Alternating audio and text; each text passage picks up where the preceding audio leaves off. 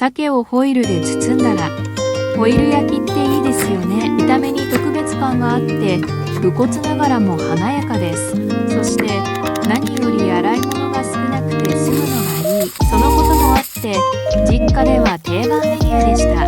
今回の具材は酒、玉ねぎ、しめじ、この3つですが、別の具材でも応用が効くのでいろいろ試してみようと思います。もしおすすめの具材があればコメント欄で教えてください。特別な調理が不要な料理なので、バーベキューやキャンプといったアウトドア飯にもおすすめです。直接焼くより身がふわっとしてます。ぜひ作ってみてください。チャンネル登録、グッドボタンよろしくお願いします。